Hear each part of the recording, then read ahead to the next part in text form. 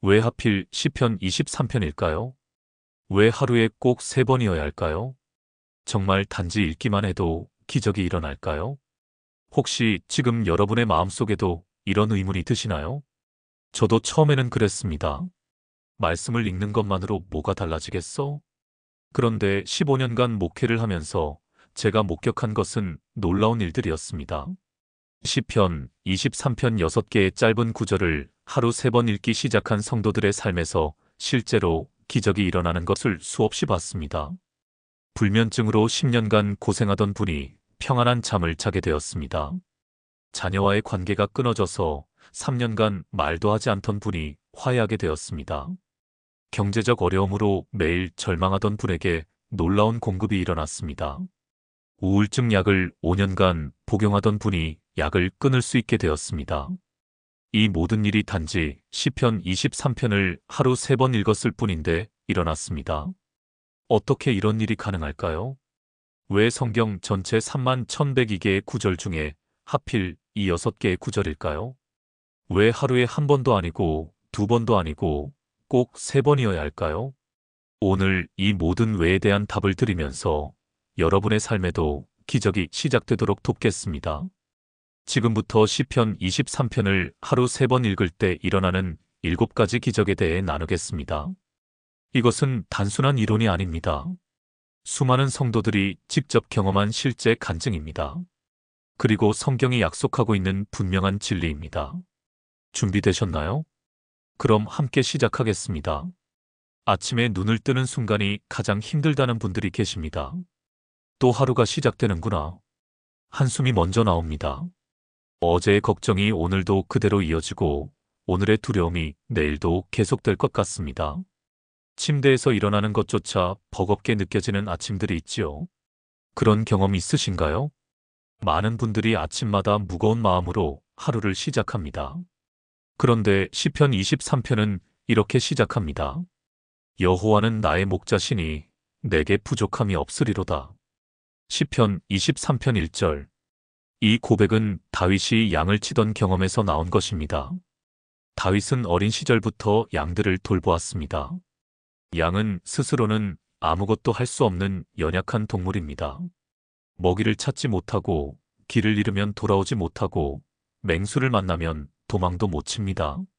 그런 양들에게 목자는 전부입니다. 목자가 인도해야 풀을 먹고 목자가 지켜줘야 안전하고 목자가 함께 있어야 평안합니다. 다윗은 이것을 너무나 잘 알았습니다.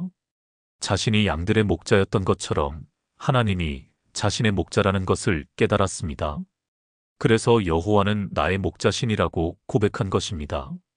이 고백에는 엄청난 확신이 담겨 있습니다. 목자가 있으면 부족함이 없습니다. 목자가 모든 것을 책임지기 때문입니다. 새벽에 이 말씀을 읽는다는 것은 무엇을 의미할까요? 하루를 시작하기 전에 이 확신을 마음에 새기는 것입니다. 오늘 하루도 나의 목자이신 하나님께서 나를 인도하실 것이다. 내게 필요한 모든 것을 하나님께서 채워주실 것이다. 이 확신으로 하루를 시작하는 것과 불안으로 시작하는 것은 완전히 다릅니다. 새벽에 눈을 뜨자마자 침대에 앉아서 시편 23편을 소리내어 읽어보세요. 단 2분이면 충분합니다. 그런데 이 2분이 여러분의 24시간을 바꿉니다. 대구에 사시는 이명숙 권사님 64세. 남편이 작년에 갑자기 쓰러지신 후로 혼자 병원 간호를 하고 계십니다. 매일 아침이 두려웠습니다. 오늘도 또 병원에 가야 하나? 돈은 얼마나 더 들까? 남편은 언제쯤 회복될까? 이런 생각들로 아침마다 눈물이 났습니다. 그런데 6개월 전부터 새벽에 일어나자마자 시편 23편을 읽기 시작했습니다. 처음에는 그냥 글자만 읽혔습니다. 그런데 1주일, 2주일 계속하니까 달라지기 시작했습니다. 여호와는 나의 목자시니 내게 부족함이 없으리로다. 이 말씀이 마음에 들어오기 시작했습니다. 아, 내게 정말 부족함이 없구나. 하나님께서 목자시니까. 이 확신이 생기니까 아침에 일어나는 것이 달라졌습니다. 여전히 상황은 어렵습니다. 남편은 여전히 병원에 계십니다. 그런데 이제는 두려움이 아니라 기대로 하루를 시작하신답니다. 오늘도 나의 목자이신 하나님께서 필요한 것을 채워주실 거야. 실제로 필요한 순간마다 도움이 왔습니다. 친구가 반찬을 가져다 주고, 교회 청년들이 병원 간호를 도와주고, 예상치 못한 곳에서 경제적 도움이 왔습니다. 새벽에 시편 23편을 읽는 것은 하루를 여는 열쇠입니다. 이 열쇠로 하루를 열면 그날은 하나님의 인도하심 가운데 흘러갑니다. 여러분도 내일 아침부터 시작해 보시겠어요? 침대에서 일어나자마자 시편 23편을 소리내어 읽어보세요. 단 2분입니다. 그런데 이 2분이 여러분의 하루 24시간을 바꿀 것입니다. 그런데 새벽에만 읽으면 될까요? 아닙니다. 낮에도 읽어야 합니다. 왜 그럴까요? 하루 중 가장 바쁜 시간이 낮입니다. 일터에서, 가정에서, 관계 속에서 수많은 일들이 쏟아집니다. 예상치 못한 문제가 터집니다. 누군가의 날카로운 말 한마디에 마음이 상합니다. 계획했던 일이 틀어집니다. 건강이 갑자기 안 좋아집니다. 이런 일들이 낮 시간에 일어나지 않으신가요? 새벽에 아무리 평안하게 시작했어도 낮이 되면 흔들립니다. 현실의 풍랑이 밀려오면 아침의 평안은 어디론가 사라져버립니다. 그런데 시편 23편 2절은 이렇게 말씀합니다. 그가 나를 푸른 초장에 누이시며 쉴만한 물가로 인도하시는도다. 시편 23편 2절. 푸른 초장은 양들이 먹이를 먹는 곳입니다. 그런데 팔레스타인 지역은 대부분 황량한 땅입니다. 푸른 초장을 찾기가 쉽지 않습니다. 목자는 양들을 위해 푸른 초장을 찾아다닙니다. 때로는 멀리까지 가야 합니다. 험한 길을 지나야 합니다. 그래도 목자는 반드시 양들을 푸른 초장으로 인도합니다. 쉴만한 물가도 마찬가지입니다. 양들은 급류에서 물을 마시지 못합니다. 두려워서 접근하지 못합니다. 목자는 양들이 편안하게 물을 마실 수 있는 잔잔한 물가를 찾아줍니다. 이 말씀이 우리에게 주는 의미는 무엇일까요?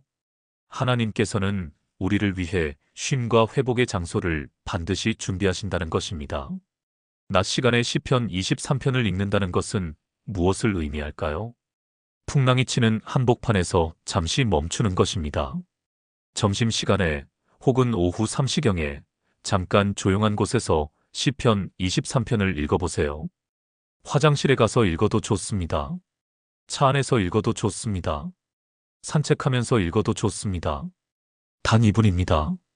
그런데 이 2분이 풍랑 속에서 평안을 회복하는 시간이 됩니다. 그가 나를 푸른 초장에 누이시며 쉴만한 물가로 인도하시는도다.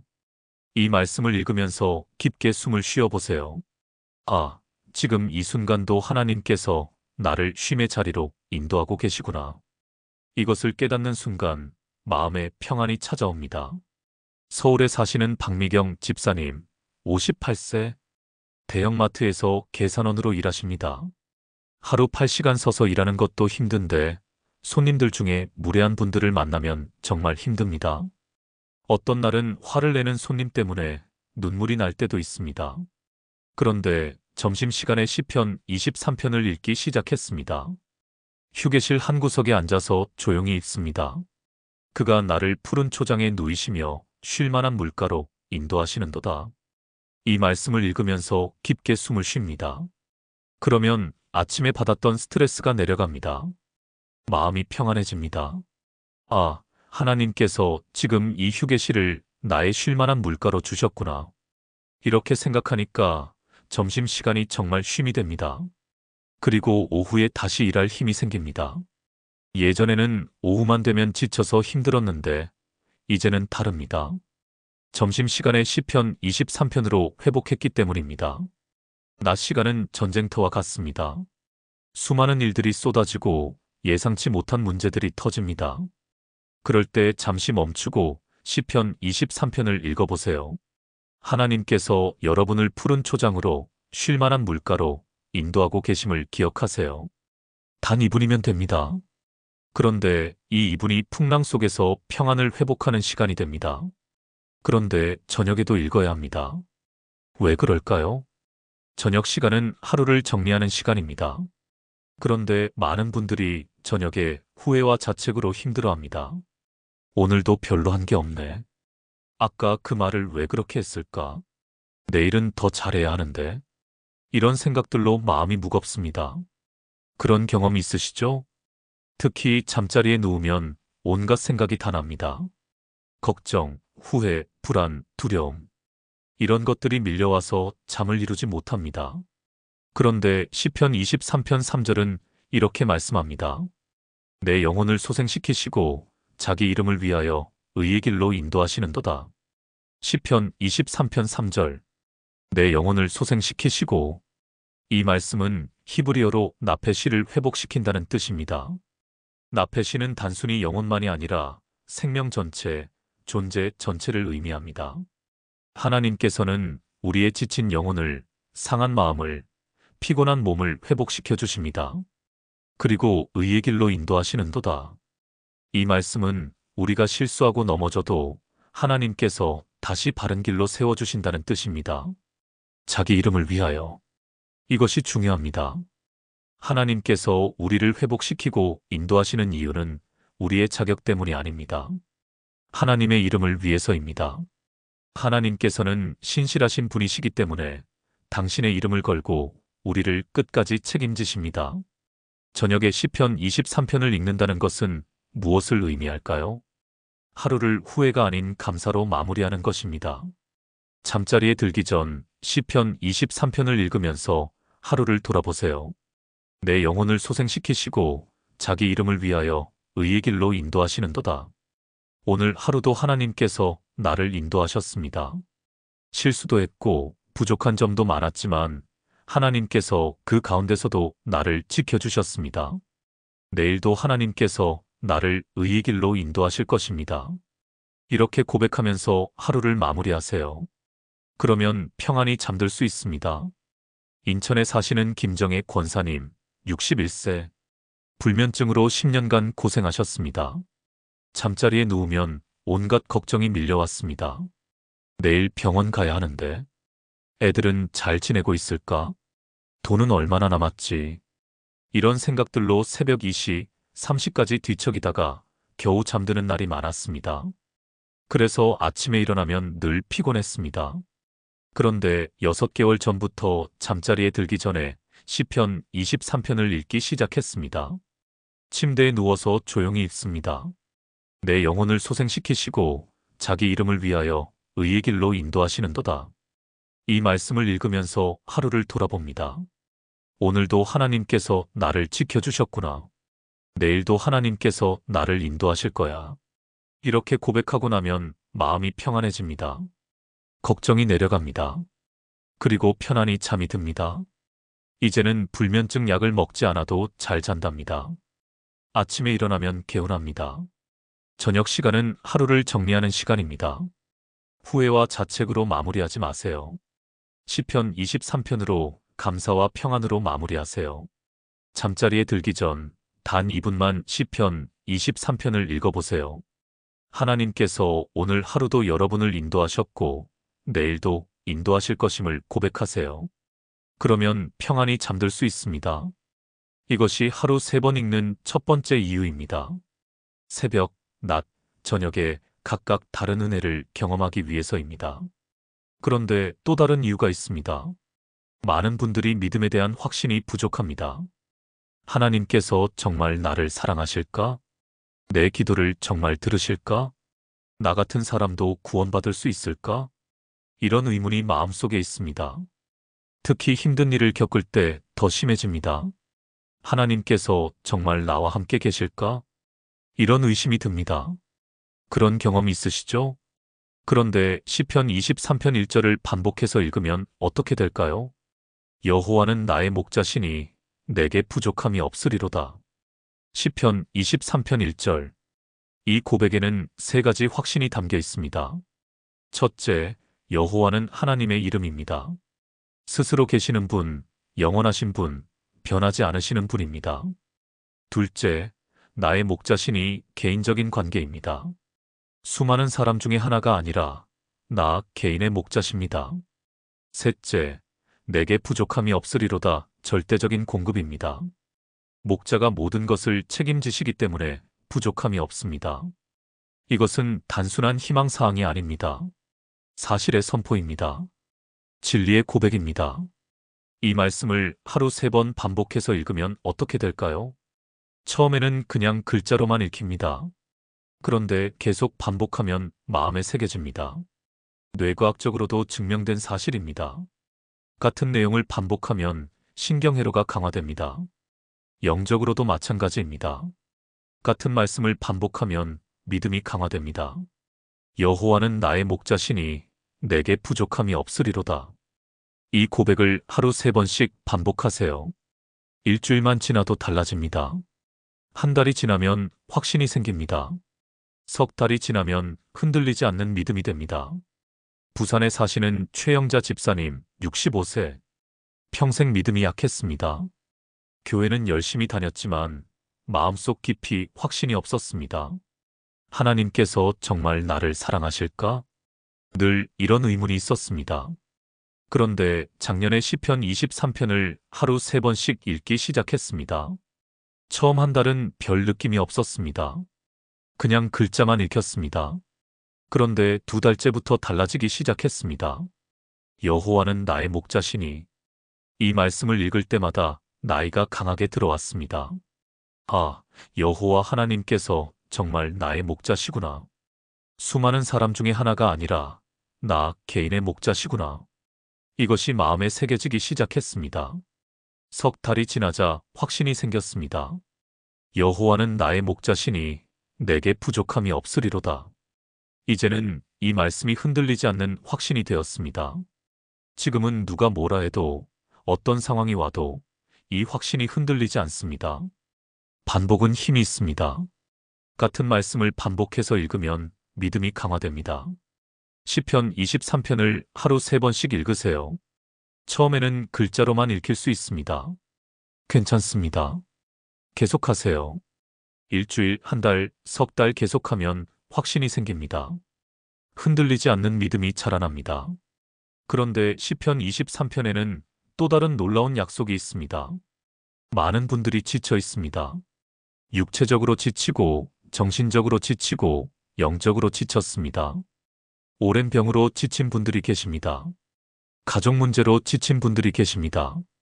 경제적 어려움으로 지친 분들이 계십니다. 언제쯤 회복될까? 이런 한숨을 쉬고 계시나요?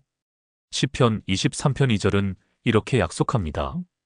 그가 나를 푸른 초장에 누이시며 쉴 만한 물가로 인도하시는도다. 시편 23편 2절. 푸른 초장은 단순히 풀이 많은 곳이 아닙니다. 생명력이 넘치는 곳입니다. 양들이 그곳에 누우면 영양을 공급받고 힘을 회복합니다. 쉴 만한 물가도 마찬가지입니다. 물은 생명의 근원입니다. 양들이 물을 마시면 갈증이 해소되고 활력을 되찾습니다. 그런데 중요한 것은 그가 나를 누이시며 인도하시는도다입니다. 양이 스스로 찾는 것이 아닙니다. 목자가 인도합니다. 목자가 그곳으로 데려갑니다. 하나님께서도 마찬가지입니다. 우리가 스스로 회복을 만들어내는 것이 아닙니다. 하나님께서 회복의 자리로 인도하십니다. 이 말씀을 하루 3번 읽으면서 무엇을 해야 할까요? 하나님께서 나를 회복의 자리로 인도하고 계심을 믿는 것입니다. 지금 당장은 보이지 않아도 괜찮습니다. 하나님께서는 반드시 때가 되면 푸른 초장으로 쉴 만한 물가로 인도하십니다. 그 약속을 붙잡고 기다리는 것입니다. 그리고 하루 3번 이 말씀을 읽으면서 고백하세요. 하나님께서 나를 푸른 초장으로 인도하고 계십니다. 하나님께서 나를 쉴 만한 물가로 인도하고 계십니다. 이 고백이 믿음입니다. 이 믿음이 실제 회복을 가져옵니다. 광주에 사시는 이수님 권사님, 59세. 5년 전에 우울증 진단을 받았습니다. 약을 먹어도 별로 나아지지 않았습니다. 매일이 어둡고 무기력했습니다.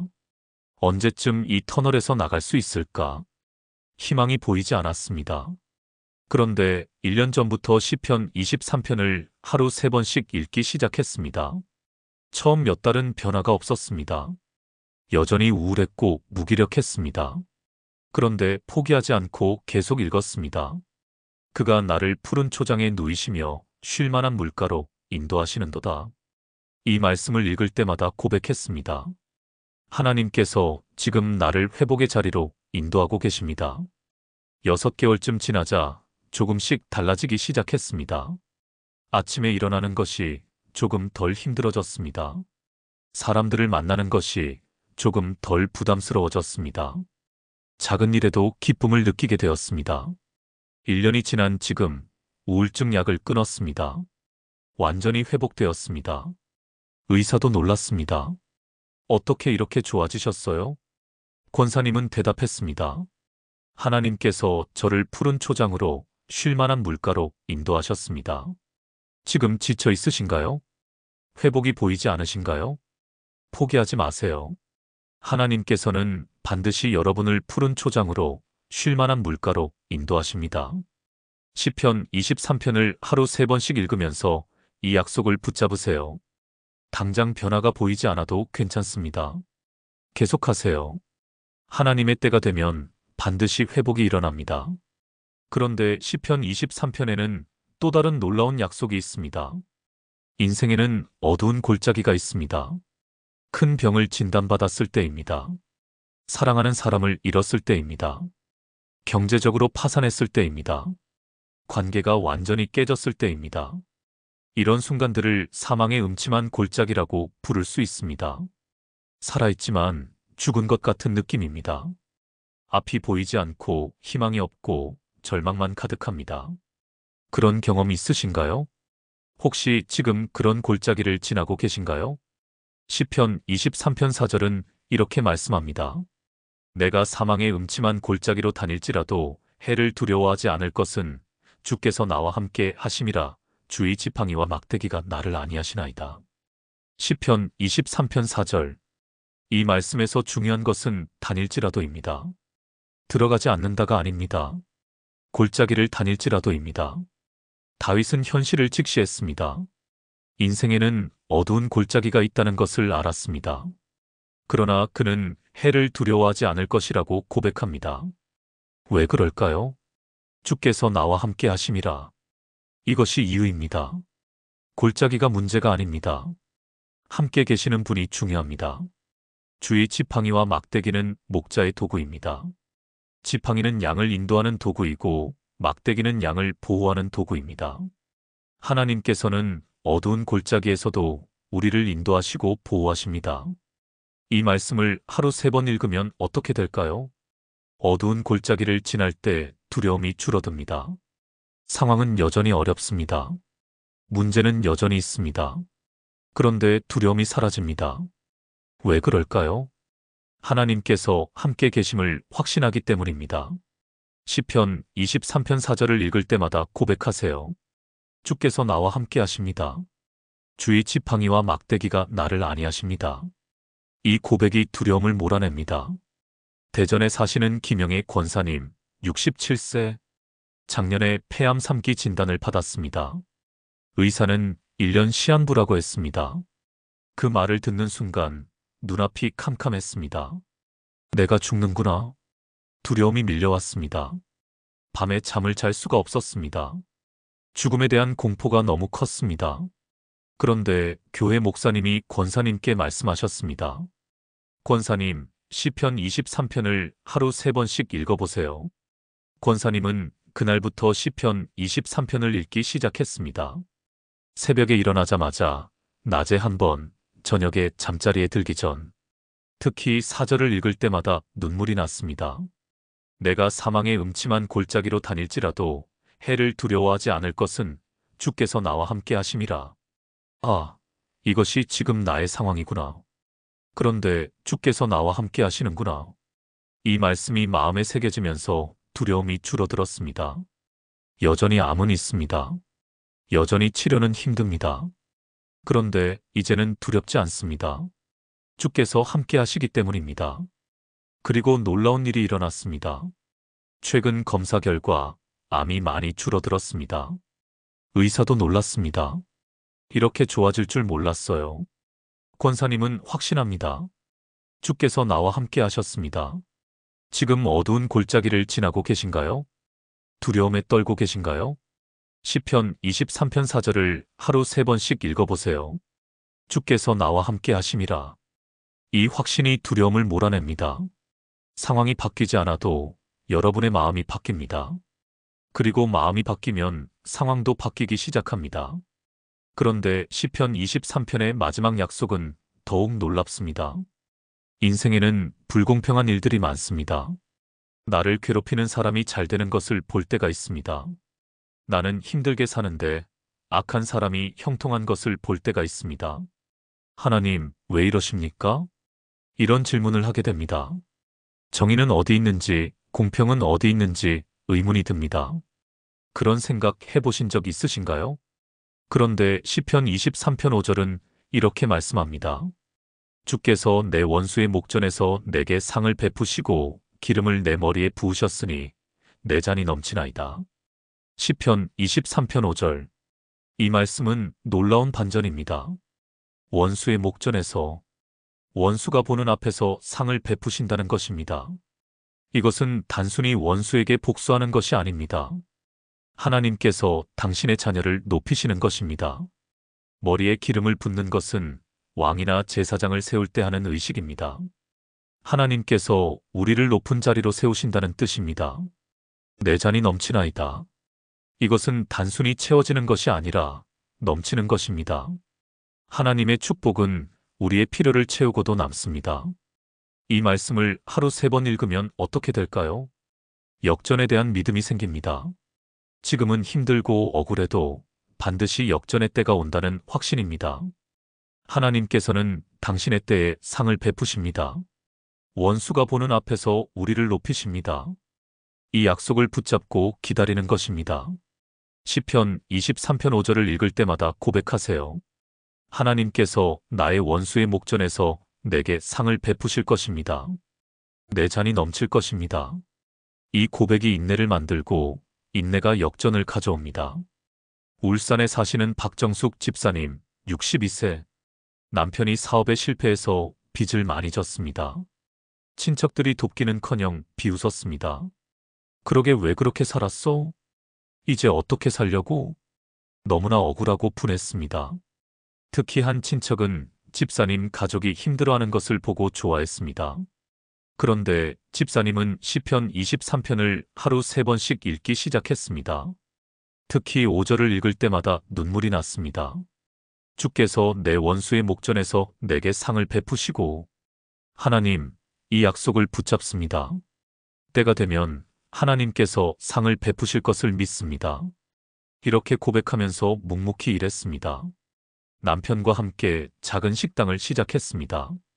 처음에는 손님이 별로 없었습니다. 그래도 포기하지 않았습니다. 시편 23편을 계속 읽으면서 고백했습니다. 내 잔이 넘칠 것입니다. 3년이 지났습니다. 식당이 성공했습니다. 빚을 다 갚았습니다. 그리고 이제는 여유가 생겼습니다. 그 친척들이 놀랐습니다. 어떻게 이렇게 잘 되셨어요? 집사님은 조용히 대답했습니다. 하나님께서 상을 베푸셨습니다. 지금 억울한 일을 당하고 계신가요? 불공평하다고 느끼시나요? 포기하지 마세요. 하나님께서는 반드시 때가 되면 상을 베푸십니다. 원수의 목전에서 여러분을 높이실 것입니다. 여러분의 잔이 넘칠 것입니다. 시편 23편 5절을 하루 3번씩 읽으면서 이 약속을 붙잡으세요. 반드시 역전의 은혜를 경험하실 것입니다. 사랑하는 여러분, 지금까지 시편 23편을 하루 3번 읽을 때 일어나는 7가지 기적에 대해 나누었습니다. 다시 한번 정리하겠습니다. 첫째, 새벽에 읽으면 하루를 여는 힘이 생깁니다. 둘째, 낮에 읽으면 풍랑 속에서 평안을 얻습니다. 셋째, 저녁에 읽으면 하루를 감사로 마무리합니다. 넷째, 여호와는 나의 목자시니를 반복하면 확신이 생깁니다. 다섯째, 푸른 초장과 쉴만한 물가는 회복의 약속입니다. 여섯째, 사망의 음침한 골짜기도 두려워하지 않게 됩니다.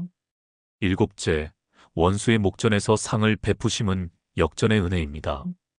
이 7가지가 단지 이론이 아니라 실제로 수많은 성도들이 경험한 기적입니다. 여러분도 오늘부터 시작해 보시겠어요? 새벽에 눈을 뜨자마자, 낮에 한 번, 저녁에 잠자리에 들기 전, 하루 3번 시편 23편을 읽어보세요. 단 2분씩이면 됩니다. 하루 총 6분입니다. 그런데 이 6분이 여러분의 24시간을 바꿀 것입니다. 일주일만 해보세요. 한 달만 해보세요. 석 달만 해보세요. 여러분의 삶에 분명히 기적이 일어날 것입니다. 하나님의 말씀은 살아있고 운동력이 있습니다. 시편 23편은 단순한 글자가 아니라 하나님의 살아있는 약속입니다. 이 약속을 붙잡고 반복해서 고백할 때 기적이 시작됩니다. 여러분도 이 영상을 보신 분이라면 좋아요를 눌러주시고 아래 댓글란에 시작합니다라고 남겨주세요. 그리고 이 은혜를 더 많은 분들이 함께 나눌 수 있도록 공유 부탁드립니다. 여러분의 삶에 시편 23편의 기적이 넘치기를 축복합니다. 하나님께서 여러분과 함께 하시기를 기도합니다. 감사합니다.